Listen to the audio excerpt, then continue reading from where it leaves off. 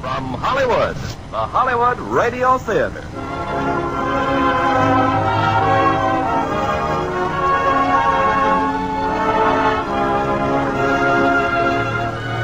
Starring Michael Rennie and Gene Peters in The Day the Earth Stood Still.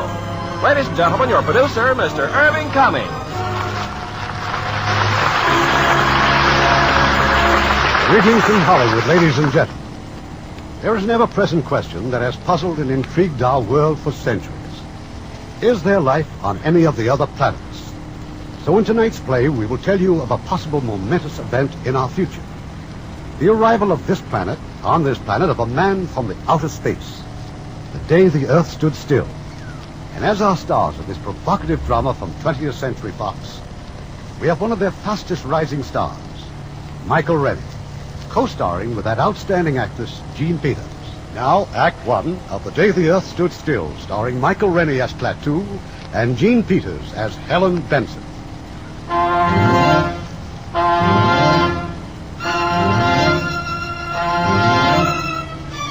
It was a pleasant spring day, an ideal day for a walk in the park, a day to push the baby buggy and be glad you were alive. There'd been at least 20 such sparkling days that spring, and perhaps a billion or more of them since the Earth began. And nothing had ever happened to spoil them but a few small fires, or a slight head cold in the evening, or a rain squall. This spring day, in the middle of the marvelous 20th century, was different. It was the most different day that had happened to mankind since the first Christmas. The thing was noticed in Hong Kong first on the British radar. But that's impossible. That thing must be doing about 4,000. That can't be aircraft, sir. Must be a buzzball. Better give an alarm. Keep it steady, though. Maybe faulty equipment. If the British radar in Hong Kong was faulty, so was the radar all over the Orient and Asia and Europe. So were the announcers on the radio. This is Moscow. This is Calcutta, India. This is Radio Luxembourg. The American radar screen quickly confirmed the fact that there was nothing wrong with the British radar, and that there was something very gravely wrong 40 miles out in space, far above the Earth. Luxton at Ferris to Baker. I have an object at 200,000 feet, 4000 miles an hour.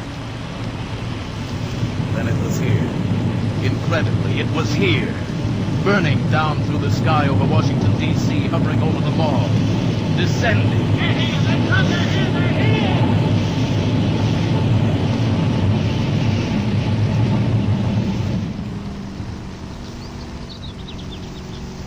Not a sound. Stillness. Not a move from the cordon of tanks and armored cars and troops in full battle dress. Not a sound or gesture from the monstrous domed disc resting on the ground. Ship designed for travel outside the Earth's atmosphere landed in Washington today at 3:47 p.m. Eastern Standard Time. We still do not know where it came from. The ship is now resting exactly where it landed 2 hours ago. So far, there is no sign of life from inside the ship. Behind the cordon of troops, tanks, and artillery is a huge crowd of curiosity seekers. Every eye, every weapon is trained on the ship. The atmosphere is one of terrific tension rather than of fear. It's been that way for... Just a minute, ladies and gentlemen. I think something's happening. The spaceship is opening up. Someone is coming out.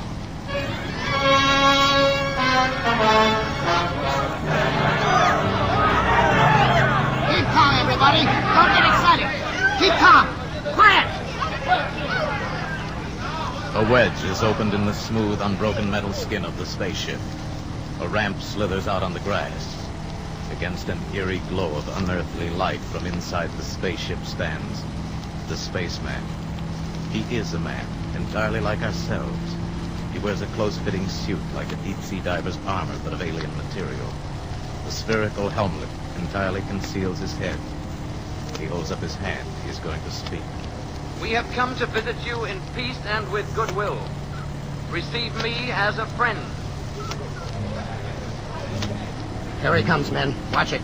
Keep that BAR trained on him. He's going for something in his tunic, sir. Quiet. It's a ray gun or something. I'm going to let him have it. No, wait! You fool, he's down! Hold back that crowd! Everybody, back! Your wound doesn't look too bad. I'm sorry, but you shouldn't have gone for that ray gun. It was not a weapon. He understands us. It was a gift for your president. With it, you might have studied life on other planets. What's bothering the crowd, Lieutenant? Tell him to... Oh, no. No! A nightmare stands on the ramp leading out of the spaceship. A mechanical giant, monstrous, all metal and menace, with a visor in his helmet lifting slowly, revealing a dreadful light boiling within that metal head. And suddenly, out of that incandescence, a narrow ray.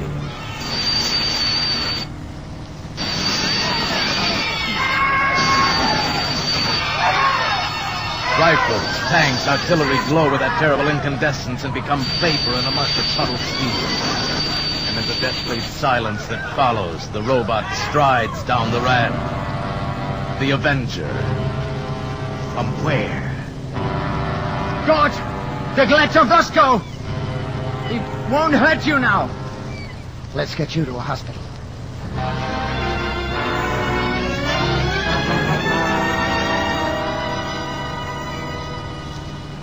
Good afternoon, sir. Good afternoon.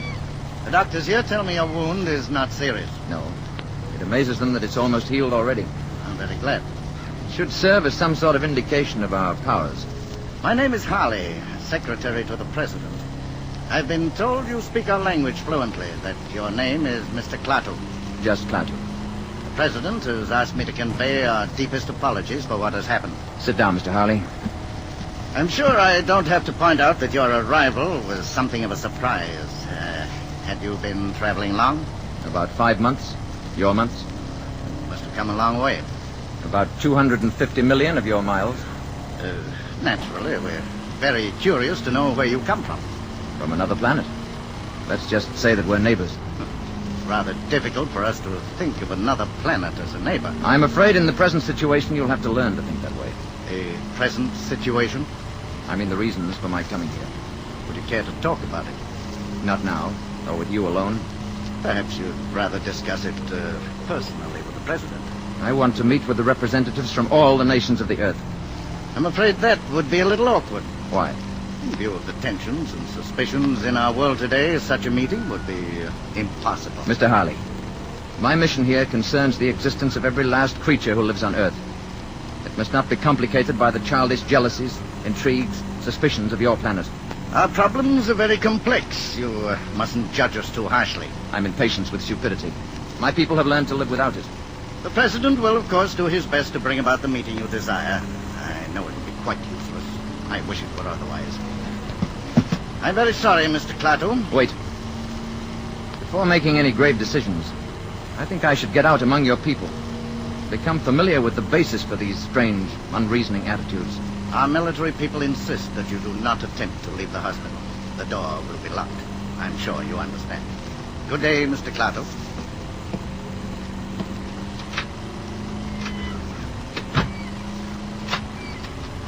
The door will be locked. Will it now? Klaatu escaped. Nor could the embarrassing news of his disappearance long be suppressed. It was read about in the papers and described in excited tones over the radio. Authorities at Walter Reed Hospital still refuse to comment on how he managed to escape, except to say that he broke into a hospital locker and stole clothing belonging to a staff doctor.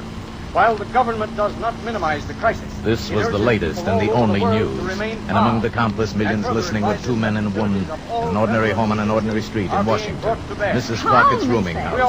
There was Mrs. Crockett and Helen Benson and little Bobby Benson. Benson. Up against powers that are beyond our control or understanding. Oh, I just can't stand any more of this. Oh, I wanted to hear more, Mrs. Crockett. It's exciting, isn't it, Mother? Hush, Bobby. Exciting? It's enough to drive a person... Who are you? I'm sorry. I saw your sign outside and the door was open. My name is Carpenter. Yes? I'm looking for a room. Oh, yes. I do have a nice room. Are you a G-man? No, I'm afraid I'm not. I bet he is, Mom. I bet he's looking for that spaceman. I think we've all been hearing too much about spacemen, Mr. Carpenter. This is Mrs. Benson, Mr. Carpenter. How do you do? And this is little Bobby, my youngest guest. Hi. I'm Mrs. Crockett. You're a long way from home, aren't you, Mr. Carpenter? How did you know? Oh, I can tell a New England accent every time. This way, please, Mr. Carpenter.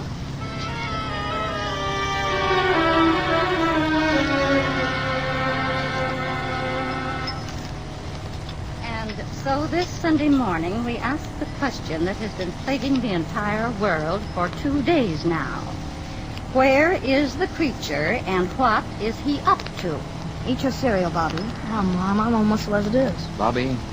Okay, Mr. Carpenter. I'm sorry, Mrs. Crockett. Please, go on reading.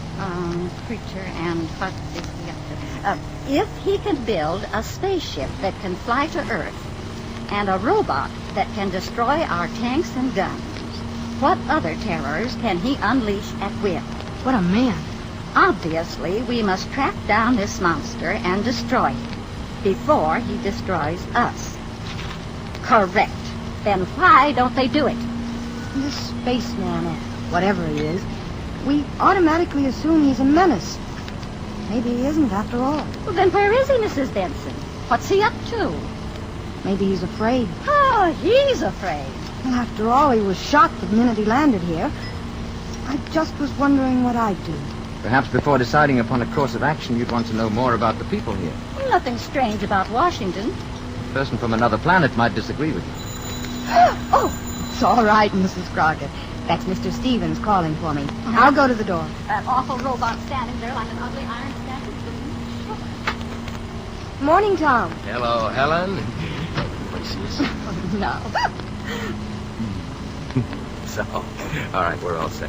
I picked up some sandwiches and put gas in the car, and the radio was busted, so we can forget about the spaceman for the day, eh? I haven't been able to arrange for anyone to stay with Bobby. Mrs. Crockett's going out, and I don't suppose we could take him with us. Oh, we could. Just a day. Mrs. Crockett has plans, and I don't know who else to ask. I haven't any plans. Oh, Mr. Carpenter. I'd be glad to spend the day with Bobby, if you'd let me. Oh, great, thanks. Oh, it's very nice of you to offer. Oh, I'm sorry, Mr. Carpenter. This is Tom Stevens. How do you do? Bobby and I had a fine time yesterday afternoon. I thought he might show me around the city today. Well... Please, I'd enjoy it.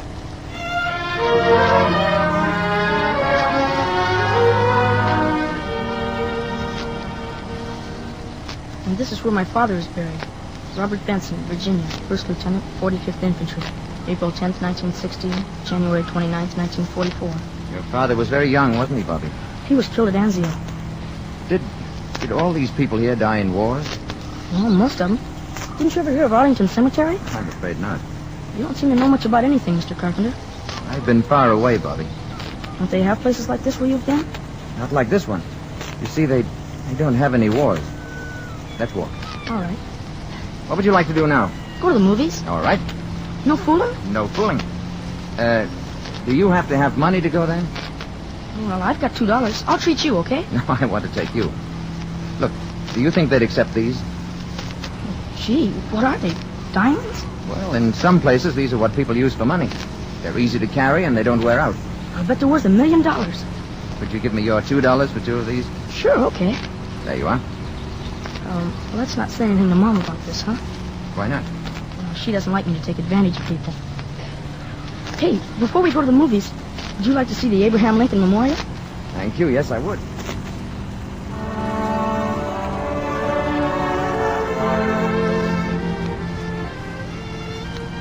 Well, this is it. That's the Gettysburg speech up there. That this nation under God shall have a new birth of freedom, and that government of the people, by the people, and for the people shall not perish from the earth. Those are great words. That's some statue. That's the kind of man I'd like to talk to. Bobby, who is the greatest man in America today? Oh, gee, I don't know. The spaceman, I guess. I was speaking of Earthmen. Oh, I don't know. The president? I mean the greatest philosopher, the greatest thinker, scholar. Oh, well, that's Professor Barnard, I guess. Yes, Professor Barnard. He's the greatest scientist in the world. He lives right here in Washington. Right near where my mother works. Where's that? Department of Commerce. She's a secretary. Why? I have an idea, Bobby. Let's go see Professor Barnard. What for? You just said he's the greatest man in America. You're kidding, aren't you? Wouldn't you like to meet him? Oh, sure I would. Oh, go on. I bet you'd be scared. Maybe we can scare him more than he can scare us. I like you, Mr. Carpenter. You're a real screwball.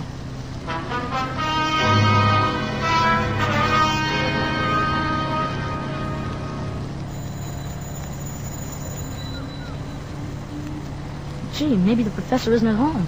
Let's take a look through that window. I'll bet this is where he works. Look in there. Books all over. Blackboard's full of stuff. That door's locked, too. Is it? No, it isn't, Bobby.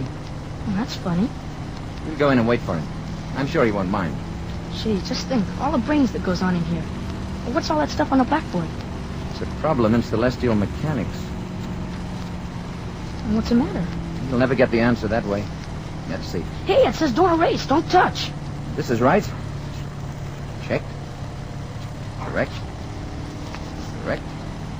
And here's where he gets off the track. Now we'll fix that.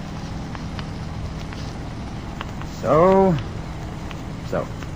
You must be an arithmetic teacher, I bet. Differentiate the equation. There. Wario, Uh-oh. how dare you come in like this? How dare you write on that blackboard? Do you realize the professor's been working on that problem for weeks? He'll solve it in no time now. What do you want? We came to see Professor Barnhart. Well, he's not here, and he won't be back until evening. I think you better leave. Will you tell him that Mr. Carpenter was here? 1615 M Street, Northwest. I think he'll want to talk to me. Indeed. Thank you. Oh, it may have entered your mind to erase what I've written on the blackboard. It certainly has. I wouldn't do that. The professor needs it very badly. Come on, Bobby. Carpenter, 1650 M Street, Northwest. Carpenter, M Street. Operator, give me the police.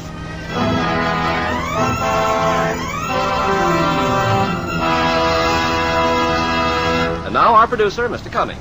Act 2 of The Day the Earth Stood Still, starring Michael Rennie as Klaatu and Gene Peters as Helen Benson.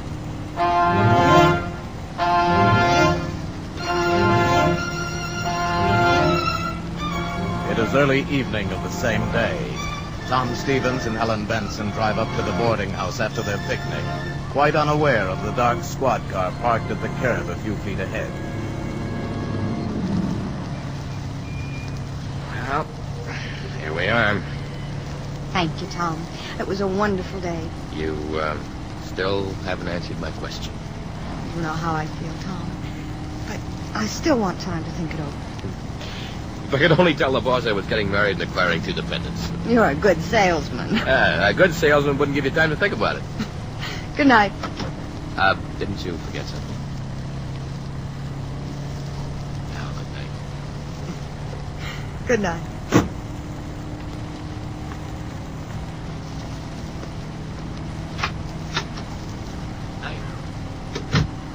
Oh, Mr. Carpenter. Hi, Mom. Hello, darling. Mrs. Benson, this is Mr. Brady. How do you do? How do you do? Well, Mr. Brady's a government agent. Oh? Did you have a nice day, Bobby? We had a swell time, didn't we, Mr. Carpenter? Yes, we did. We went to the movies and had a banana split, and we went to see Daddy. Oh, I don't know how to thank you, Mr. Carpenter. I enjoyed every minute of it. We better get going. Yes, good night, Bobby. Good night. I'll tell you the rest of that story tomorrow. Good night, Mrs. Benson. Good night. Nice meeting you, Mrs. Benson. Thank you. Why did Mr. Carpenter have to go with Mr. Brady? I don't know. Maybe it was a mistake. Upstairs with you. Yeah. We sure had fun today. We went all over Washington. And we went to see Professor Barnhart. Professor Barnhart? Oh, sure. Barnhart? Up to bed now. Pronto.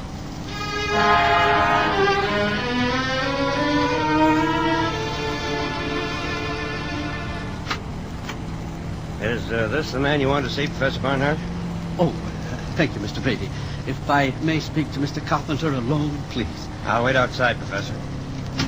You are Mr. Carpenter, Yes, Professor. who wrote those equations on my blackboard? My clumsy way of introducing myself. Forgive the manner in which you were picked up. Hilda called the police before I saw your annotations on the board. I appreciate the need for security, Professor. I have not quite fathomed the problem, even with your remarkable assistance, Mr. Carpenter. Let's look at it, sir. All you have to do now is substitute this expression at this point. Yes, that will reproduce the first order term, but what about the effect of the other terms? Negligible. With variation of parameters, this is the answer. How can you be so sure? Have you tested this theory? I find it works well enough to get me from one planet to another. Plateau? I spent 2 days at your Walter Reed Hospital. I was interviewed I variously. need no proof. This blackboard is proof. If you're not interested, or if you intend to turn me over to the Army, we needn't waste any more time. Interested? Will you excuse me one moment, please? Mr. Brady, you may go now. Please thank General Cutler and tell him that I know this gentleman. So much for that, Plateau. Now, please sit down. You have faith, Professor. Faith and curiosity. Do sit down. I have several thousand questions to ask you. I would like to explain my mission here. That is my first question. It was my hope to discuss this officially with all the nations of the world. I was not allowed the opportunity. Now, we know from scientific observation that your planet has discovered a rudimentary kind of atomic energy. We also know that you're experimenting with rockets. Yes, that is true. What exactly is the nature of your mission? To warn you that your planet faces danger. What I have to say must be said to all concerned. I come to you as a last resort. Must I take drastic action in order to get a hearing? What sort of action do you mean? Violent action? Perhaps leveling the island of Manhattan? Or toppling the Rock of Gibraltar into the sea? Well? Would you, for example, be willing to meet with a group of scientists I'm calling together? We are having our first meeting tonight. Perhaps you could explain your mission to them, and they in turn could present it to their various peoples. That is what I came to see you about. One thing, Plateau. Suppose this group should reject your proposals. What is the alternative?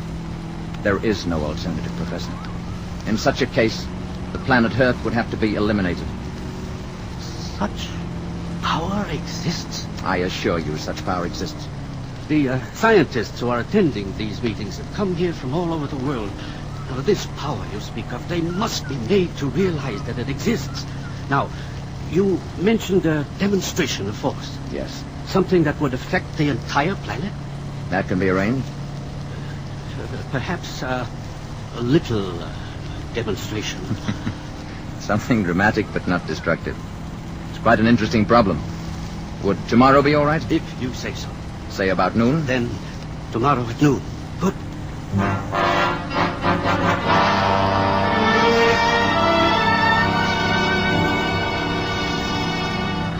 Going out tonight, Mrs. Benson? Oh, it's you, Mr. Carpenter. I'm afraid I startled you. Yes, I am going out. Mr. Stevens is calling for me. Everyone seems so... Jittery is the word. Bobby's the only person I know who isn't jittery. He's a fine boy, Mrs. Benson. Naturally, I think so. Warm, friendly, intelligent. He's the only real friend I've made since I've been here. Mr. Carpenter, this is none of my business, but why did that detective come here last night? That Mr. Brady? Bobby and I tried to see Professor Barnhart in the afternoon, but he wasn't in. Apparently they thought I was looking for secrets of some kind. Well, that must be Tom now. Oh, Mr. Stevens, do come in. Helen is in the sitting room.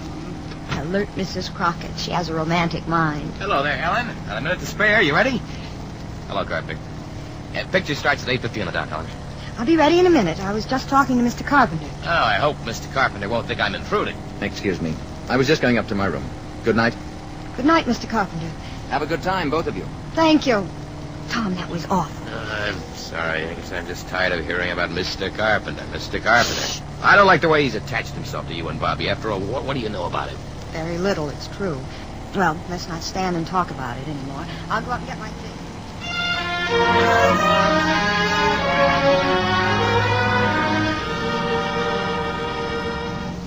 Gee, Mr. Carpenter, thanks a lot for helping me with my homework. That's all there is to it, Bobby, my boy. All you have to remember is first find the common denominator, then subtract. I got you. Thanks, Mr. Carpenter. I'm leaving with Tom, Bobby. You'll go to bed on time now, won't you? I'll say good night again, Mrs. Benson. Mr. Carpenter... Yes? Nothing. Good night. Good night. Night, Bobby. Bobby, I think it would be better if you didn't see quite so much of Mr. Carpenter. Oh, gee, why, Mom? He's swell. I like him. And he's awful good at arithmetic. He even helped Professor Barnhart. I'm sure he's a very nice man. I just think he might prefer to be left alone. Now go to bed, darling. Why would he want to be left alone? Don't forget to brush your teeth.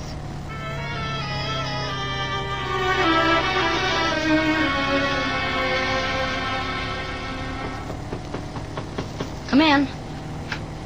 Bobby, do you have a flashlight I might borrow for tonight? Oh, sure, Mr. Carpenter. It's a real Boy Scout one. Thank you, Bobby. Why do you want it? The light in my room went out. See you tomorrow. Better get into bed now. Gee, I wonder if the batteries are any good. Mr. Carpenter! Bobby went to the door and opened it. What he saw down the hallway puzzled him. Mr. Carpenter's door was ajar and light was pouring out of his room. Funny. He said his light went out. Then Mr. Carpenter came out carrying the flashlight and stealing down the steps like a thief. This was peculiar, but this was adventure. Bobby followed Mr. Carpenter, and what he saw couldn't have been a dream. It was too real. But it couldn't have been true either. It was too deliciously frightful. Dream or not, it was filled with darkness, stung by staccato flashes from a genuine Boy Scout flashlight. Flashes that activated a giant robot into knocking out his guards so that Mr. Carpenter from the boarding house could get into the shed the Army had built around the spaceship. And dream or not, Bobby saw this Mr. Carpenter go into the spaceship. And then a wave of sheer terror swept over Bobby at last, and he turned and ran wildly away, the way little boys always run in nightmares, trying so hard and moving so slowly and all the time falling down. It was awful. It was swell.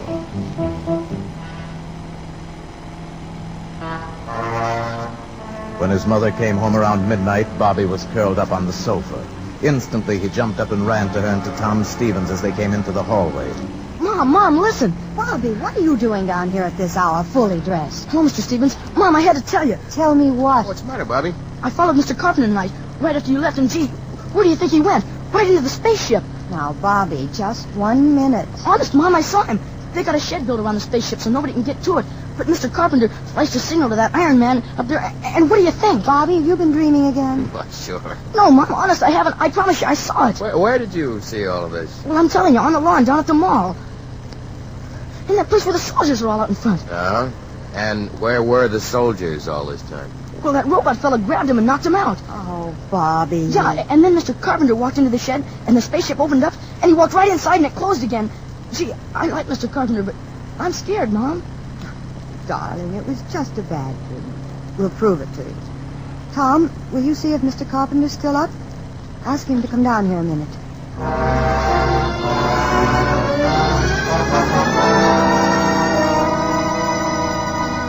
Helen. Yes, Tom? Helen, he's not there, but look what I found on the carpet. It can't be a diamond, can it? I don't know. It's much too big. Oh, but it looks real to me. Oh, Mr. Carpenter's got lots of them. He gave a couple of them to me. Here. He gave you these? Well, not exactly. I gave him $2. I don't know, but this whole thing, it just doesn't make sense. Look, Helen, do you think it's all right for you to stay here? There's a strong lock on my door. And Bobby's going to sleep in my room tonight. Okay. Upstairs, nightmare boy. It wasn't a nightmare. Bobby. Yeah, Mom? Bobby, your shoes are soaking wet. Yeah, the grass on the mall was kind of wet. Good night, all. Tom, I wonder.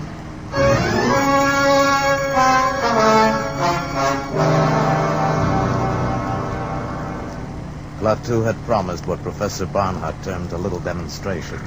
Promised it for the following day at noon. It is now 2 minutes to 12. In the Department of Commerce building, Helen Benson has left her office on her way to lunch. She stands in the corridor waiting for an elevator. Mrs. Benson. Mr. Carpenter, what are you doing here? I came to see you. Well, I was just going to lunch. What is it? I saw Bobby this morning before he went to school. Yes? I want to know what he told you. Oh, Bobby has such an active imagination. Did you believe what he told you? Really, Mr. Carpenter, this is where I work, and I only have a short time for lunch today. If you'll excuse me... I'll go down with you. If you like. The service elevator's open. You'll have to press the button, Mr. Carpenter. Oh, yes, yes.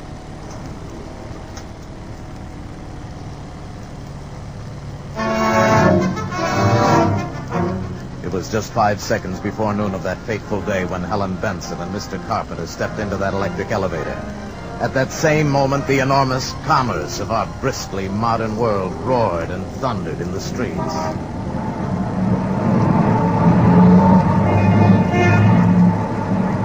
5 seconds to noon. 4 seconds. 3 seconds. 2 seconds. 1. 0.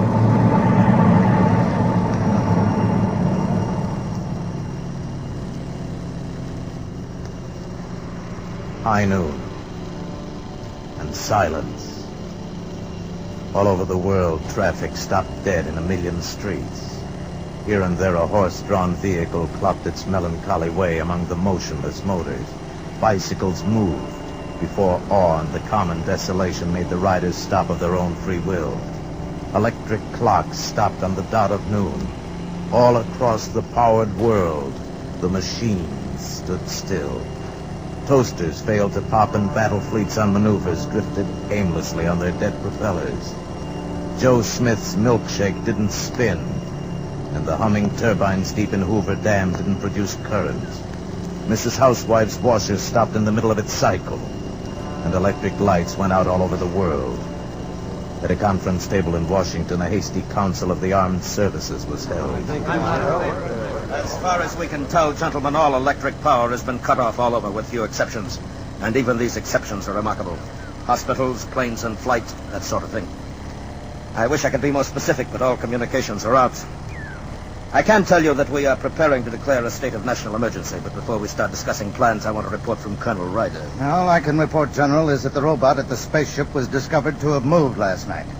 It knocked unconscious the 2 soldiers guarding the entrance to the shed the Army engineers had built around the spaceship, indicating that someone, presumably the spaceman, had wanted to get into the ship for one reason or another. In all likelihood, the signal for this demonstration of his planet's power. Go on, Colonel. Well, that's all, sir. Well, gentlemen, until now, we've agreed on the desirability of capturing this man alive. We can no longer afford to be soft in this matter. We will get him alive if possible, but we must get him. Is that clear, gentlemen? Dead or alive? Get him.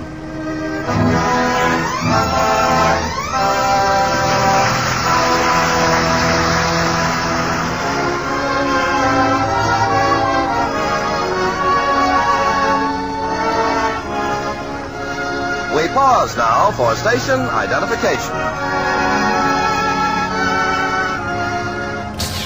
You're listening to Playback FM, giving it to you straight up, homeboy. The curtain rises on Act 3 of The Day the Earth Stood Still, starring Michael Rennie as Klaatu and Gene Peters as Helen Benson.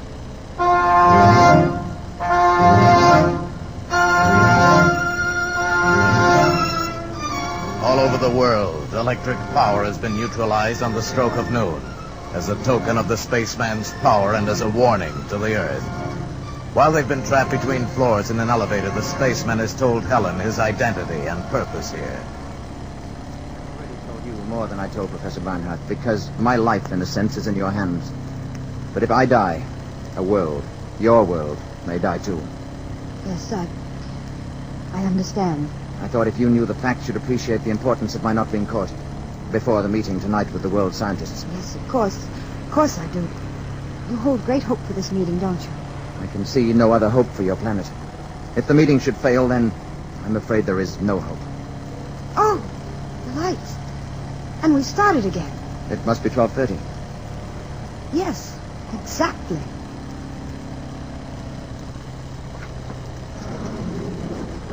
Where are you going now? Back to the boarding house.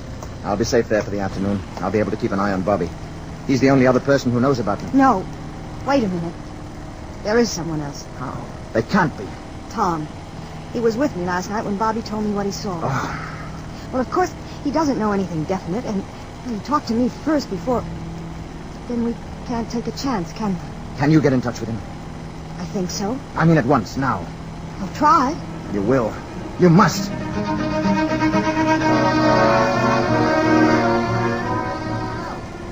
Hello? Operator, I was connected with my party. Please. Hello? Oh, is this Mr. Tom Stevens' office again?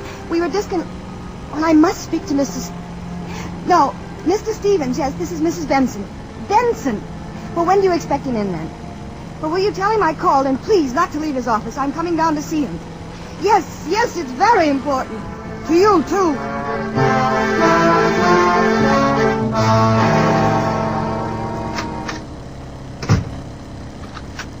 Margaret, this is Mrs. Stevens. I just got in. Now, listen, call the Pentagon. Who? Miss Benson? When? Never mind. This is more important. Listen. Call the Pentagon and find out who's in charge of the spaceman business. Whoever it is, I want to talk to him. Tom. Call me back right away and don't take any other calls. Brush them off fast. Tom, I've been trying to get you all afternoon. I've got some pretty terrific news about your good friend, Mr. Carpenter. What about him? He's the man from the spaceship. And that diamond or whatever it is checked at 3 different places. Nobody on Earth's ever seen a stone like that. And after what Bobby's told us, that's enough for me. Why is it nobody knows about this Mr. Carpenter? Why hasn't he got any money? All right, Tom. It's true. How do you know? You've just got to promise me you won't say a word to anybody. Oh, nobody but the Pentagon. Please, Tom. Are you crazy? After what happened today, he's a menace. You don't understand. You don't realize how important this is. Important. Of course it's important, and we can do something about it. You mustn't do anything about it, Tom.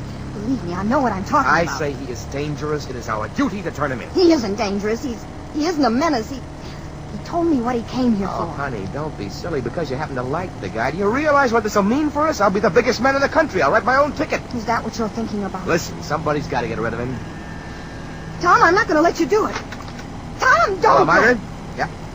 General Cutler? Good. Now, hold on. You don't know what you're doing. It isn't just you and Mr. Carpenter. Mr. Carpenter. It's everybody. The rest of the world is involved. I don't give a hang about the rest of the world. I'm in this for me. Tom. Now, you'll feel different when you see my picture in the papers. I feel different right now. Now, you'll see. You're going to marry a hero. I'm not going to marry anybody. Not even a hero. Hey, Helen. Hello? General Cutler? General, my name is Tom Stevens, with a V. I have positive information about the spaceman and where he's staying.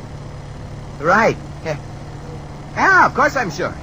He's living in a boarding house at 1615 M Street, Northwest. That is correct. I have all of it now, Mr. Stevenson. Thank you very much indeed. I want to talk to you further, but I haven't time now. We want to act on this. Yes, sir. Have Colonel Ryder deploy all Zone 5 units according to Plan B immediately. Investigate 1615 M Street Northwest for presence of spaceman. Repeat.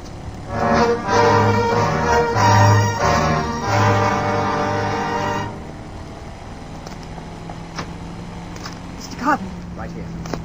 Did you see Tom? What does he say? It's no good. It's too late. I got a taxi outside. Hurry.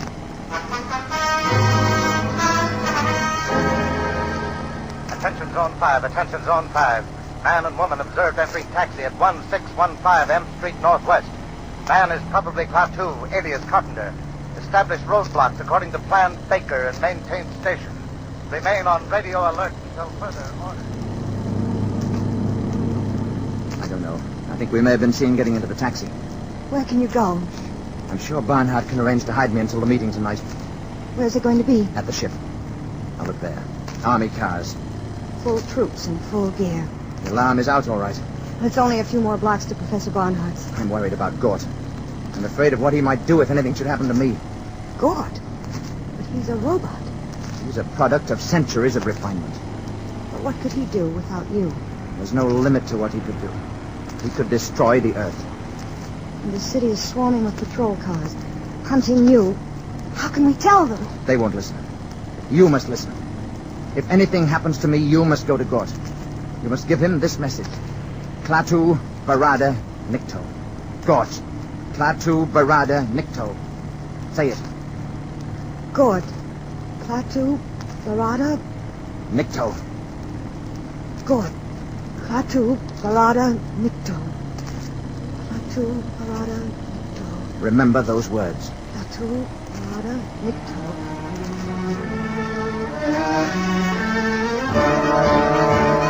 Attention Zone 5. Taxi cab moving north on 14th Street from Harvard Street. Man and woman in back seat. License number H0012. H0012. Section 2, close in. This is your target vehicle. We're hemmed in. Driver will get out here. I'm going to try to run for it. If they get me, you get to Gort. Now. There he is! Stop or we'll shoot! Stop or we'll fire! Mr. Carpenter. God, run! Never mind, I'll check the guy.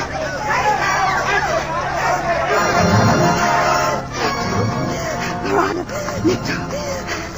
Klaatu, Marana, Nicto, Klaatu.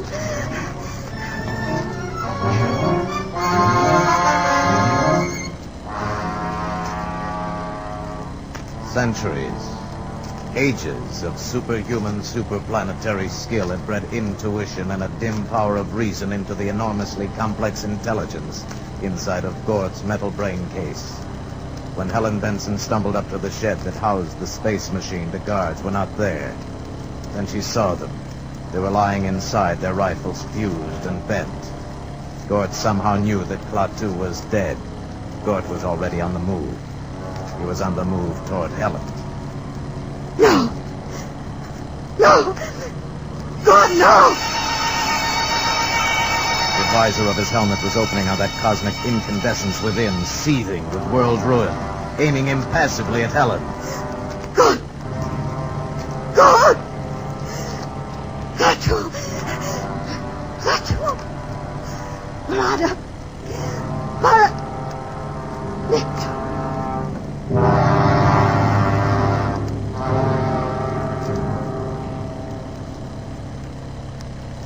Helen Benson fainted. When she returned to consciousness, she was lying on a dais bathed in a soft, shadowless light, in a chamber vaguely circular of completely unfamiliar build. She was in the space machine. Across the room stood Gort with his back to her, and lying in front of him on a platform was Klaatu. Mr. Carpenter. Gort, the machine, the automaton, was applying electrodes to his master, and a piercing, whining, maddening sound filled the ship. Klaatu moved. He sat up. Stood up. Mr. Carpenter. Hello. I thought you were... I was. They took me to an emergency hospital at the city jail. Gort broke in and took me back here. His technique can restore life in some cases, only for a limited time. How long? No one can tell. Time enough and more for me to go outside and speak to Professor Barnhart's scientists. I must speak to them. It's what I came for. Gort will put out the ramp.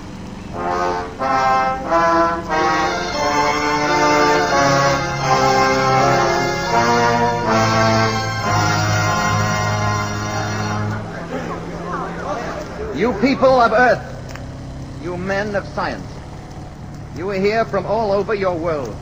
Europe, Asia, representing many nations, many ideas. I am leaving soon. You will forgive me if I speak bluntly. The universe grows smaller every day. Where I come from, we believe there must be security for all, or no one is secure. This does not mean giving up any freedom, except the freedom to act irresponsibly. This is the message that I ask you to take back when you return to your native lands. Tell your people and your governments that we have created a race of robots whose function it is to patrol the planets in spaceships and preserve the peace. At the first sign of treachery, they will act automatically. Nothing you have here on Earth can stop them. The penalty for provoking their action is too terrible to risk. Your choice is simple. Live in peace or perish in violence. We shall be waiting for your answer. The decision rests with you. Gort, Baringo.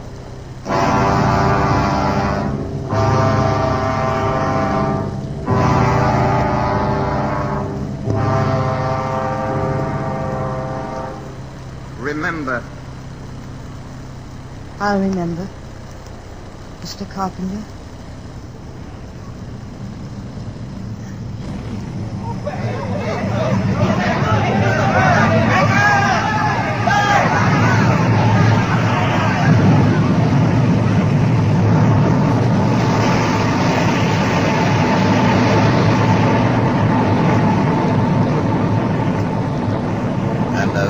seen him come, so did they see him depart. And the people of the earth pondered upon the warning.